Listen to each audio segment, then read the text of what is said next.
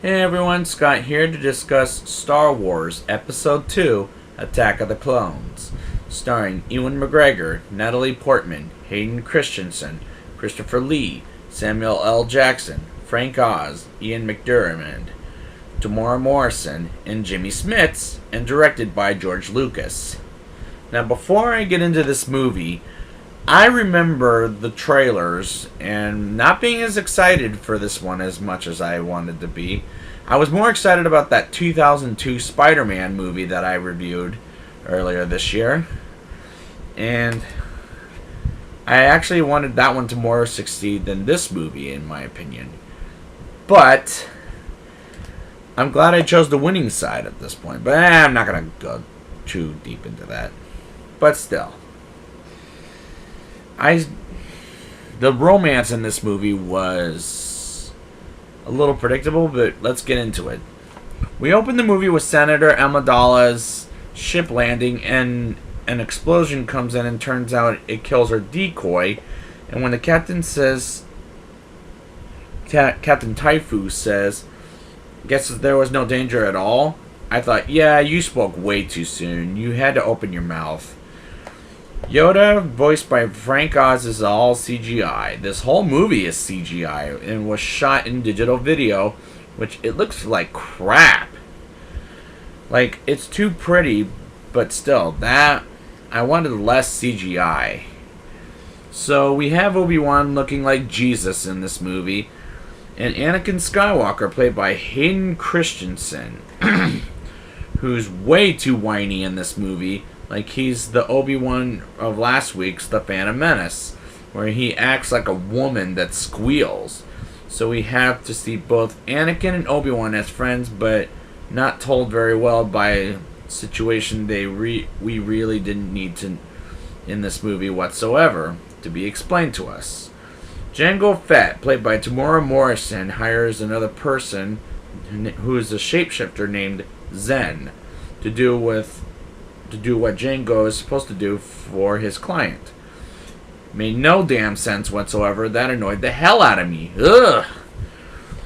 That chase with Obi-Wan and Anakin versus Zen is prolonged, but I really do like when Anakin almost crashes the speeder he drives with the maniacal laugh was hilarious. But again, this movie is too digitaled up and too CGI'd up. But other than that, I really hate this chase sequence, and what I hate most was it ends up in a bar. Like, they're the police, and Obi-Wan cuts Zed's hand off like he did in the original Star Wars in 1977, which is a total ripoff of that scene in the original. George Lucas doesn't know how to write dialogue because it was just cringeworthy at times. And it'll get worse when we get to Revenge of the Sith, next week too, by the way, and I'll explain the romance later in the show. Samuel L. Jackson is absolutely terrible in this movie and in this prequel trilogy, and he's absolutely miscast as a Jedi. But I do like how badass he is, but it's still miscasting. Anakin makes this a complete creepy face at Padme, and it makes her very uncomfortable, and as she walks away, saying that he makes that creepy look as she walks away, like, yeah, you're absolutely creepy. Like, he's creepy. Like, really? When Obi-Wan looks for a planet called Kamino, the librarian says it doesn't exist. Like, yeah, that was completely pointless, and that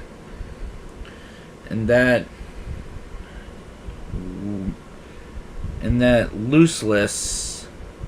And that was very useless. Like, I might have to cut that scene out if I were George Lucas. Anakin is protecting Padme from Zed after Zed tries to kill her, and we go to Naboo, and Anakin is interrupting and losing his temper. Like, are you stupid, Anakin? He really got on my nerves in this movie. Obi-Wan gets to Kamino and finds out Master Cyber Diaz is building a clone army, and he died 10 years earlier. Like, how are they making an army for 10 years and no Jedi knows about it? That don't make sense. That line when Anakin says, "I don't like sand," was poorly delivered because Lucas cannot direct people very well and his dialogue is very poor. The Anakin Padme romance was just dead in the water. Like, it was very forced, predictable, and their scenes to me are very poorly staged. And some of the worst acting ever. We with Obi-Wan meet Jango Fett and his son Boba, and why are we seeing Boba Fett as a little boy? Like, we did Anakin last week, but like, what a pointless way to ruin the mystery of Darth Vader, and now Boba Fett, where they come from, like, Lucas wanted people to watch these movies like 1, 2, 3, 4, 5, 6, when it really it's 4, 5, 6, 1, 2, and 3 is the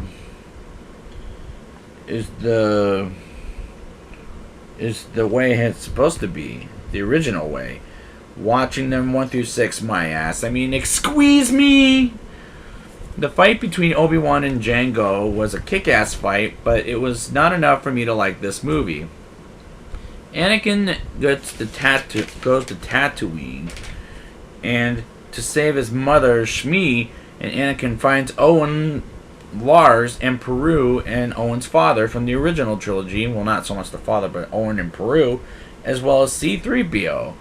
And those scenes are just pathetic and make no sense.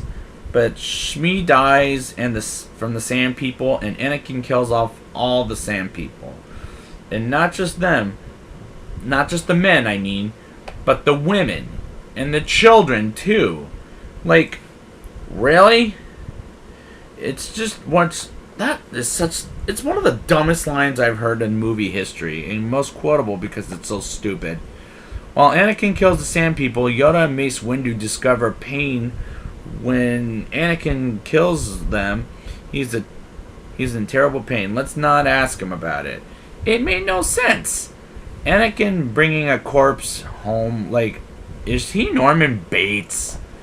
Count Dooku, played by Christopher Lee, is responsible for Jango Fett trying to kill Padme with Newt Gunray, who's back from last week after they stopped Newt. He wants revenge on Padme and wants her head on his desk after what happened last week in The Phantom Menace. Obi-Wan gets captured by Dooku, and Dooku wants Obi-Wan to join him, which he's not an idiot like you, Dooku. He'll never join you on the dark side. This movie suddenly looks like a video game with Padme and Anakin going through levels of peril, and they get captured. Meanwhile, C-3PO falls down, and it looks like a cartoon, and his body and head are separated. Like, okay, you're being very stupid now. Then we see a stadium that looks like the stadium from Gladiator with Russell Crowe, where they're about to battle some monsters. Anakin, Padme, and Obi-Wan reunited again with a bunch of Jedi. And when Mace Windu pulls off a lightsaber in Jango's neck, Jango looks at him like, "You jackass, I'm gonna get you." But the Clone War begins, and it's a very bad sequence. First we get Anakin and Obi-Wan versus Count Dooku. Was not a very good fight, but I'm glad he gets his hand cut off, Anakin, I mean. And Count Dooku puts them both down. Suddenly Yoda comes in and fights off Dooku, which looked very bad, like it was very cartoony looking. Anakin and Padme get married on Naboo. With this creepy looking robotic hand was a terrible way to end the movie, in my opinion. So let's get into the rating. I'll give this movie a 3.8 out of 10. The romance and dialogue is weak, but I failed to bring up the I love Tamora Morrison in this part, but this movie is cringeworthy. Like, it just can't save it. And I'm not really looking forward to Revenge of the Sith, because keep in mind, that one was always been my least favorite of the Star Wars trilogy. And we'll talk about that next week, and we'll see if it remains the same. So I'd like to thank you guys for joining me for Attack of the Clones. And before I say bye-bye, thanks for watching. Be sure to subscribe, watch some more videos, and please hit the like button, and please leave a positive comment as much as you can. And until next time, may the Force be with you.